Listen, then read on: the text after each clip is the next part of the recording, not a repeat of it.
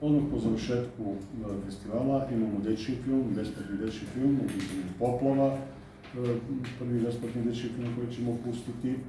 Zatim od 12. krećemo sa muzičkom nedeljom, da kažem, nedelja koja je posvećena raznim vrstama muzike. 12.8. od 21 sat na maloj sceni tribut Tina Turner Band. U pitanju je 7-člani band koji će pevati nekih 2 sata. Ono što smo mogli da vidimo na internetu zaista impresivno, tako da pozivam naravno sve koji vole muziku, neka dođu da pogledaju. Narednog dana imamo blues i blues, večer blues kao blues nismo imali, čini mi se, odavno u Domu kulture, tako da 13. avgusta od 21 sat na maloj sceni Monday Blues Band. Zatim imamo jednog našeg starog poznanika, Miloša Radovića, 14.8. On je dolazio, pa je čini mi se nekih 10 godina, bio je gost na Pirotskom letu. Od 21 sat koncert pod nazivom Pesmom, da vam kažem, to će biti starogradska, tradicionalna evergreen muzika. Zatim imamo 15.8. još jedan interesantan program, kabare, jesenjino vreme zabranjenih letova. To je takođe malo pesma, recitacija. Između ostalog, to je interesantno što će jedan od vokala, odnosno gitarista, biti Željko Savić, nekadašnji član Belog dugmeta. Naravno, bilo bi lepo da dovedemo Belo dugme, ali to mnogo više košta od ovoga što imamo. 16.8. od 21 sat David Štrbac i Ana Molnar, to su takođe naši stari znanci. A onda 17.8.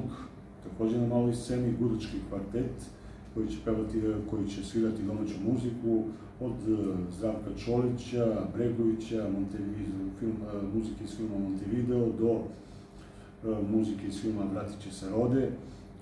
Trebalo bi da bude još jedan interesantan program. Kažem, to su sve programi koji bi trebalo da budu na otvorenom, ako nam vremenski uslovi dozvole, ako ne dozvole, naravno prebacit ćemo se u sali Doma kulture. I na kraju još jedan interesantan program koji je prošle godine zaista izazvao veliko interesovanje, razvišlo je čak i naše očekivanja. Pub quiz, to će biti drugi pub quiz po redu, od 19.30 sati će krenuti na maloj sceni. Naravno, bit će i nagrade za prva 3 tima, 20, 15 i 10.000 dinara. Mi ćemo na vreme najaviti da se jave na našu mail adresu ili putem Facebooka ili Instagrama i verujem da će biti možda i više gosti nego što je bilo prošle godine. To su programi koje smo planirali za Pirotsko leto. Kao što vidite, nemamo neki veliki, da kažem, neki od velikih koncerata koje smo imali prethodnih godina. Prošle godine nismo, smo imali pre toga. U pregovorili smo za jedan veći koncert, da kažem, zabavne muzike, međutim, još uvijek nemamo, da kažem, neku zvaničnu potvrdu, tako da to nećemo spominjati. Čini mi se da sam u ovom nekom trenutku zaboravio i da imamo 18. bi trebao još jedan besplatan film da bude dečiji film, odnosno crtani film, tako da na vreme će naši sugrađani biti obavešteni i o tome. Kažem da trebalo bi da bude taj koncert, ako ne bude, ja mislim da su i ovi programi koje smo planirali u okviru ovog leta da će biti interesantni. Takođe da kažem da ćemo sutra i preksutra imati postavljanje nove koreografije u našem ansamblu, a od 10. do 14. jula bi trebalo da budemo gosti na folklorni festival u Grčkoj. To su Grci koji su dolazili kod nas pre godinu i dve, pa smo dogovorili saradnju. Naravno, osim toga, biskup neće raditi tokom jula meseca zbog odmora.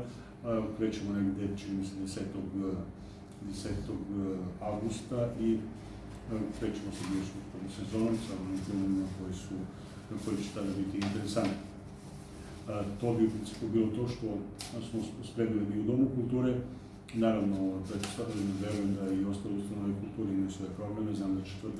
pozorište planira svoju predstavu, biblioteka ima promociju knjige, biblioteka i 10. jula ima promociju knjige, za ostale nemam informaciju, ni za njih, da li imaju još neke programe. Takođe programi koji su raspisani u okviru grada Pirota, To je onaj program koji, za razliku od prethodnih godina, ne raspisuje se samo za pilotsko leto, nego za program u kulturi. Trebalo bi da bude i tu nekih interesantnih programa i vjerujem da će i ovogodišnje pilotsko leto zadovoljiti sve naše publike.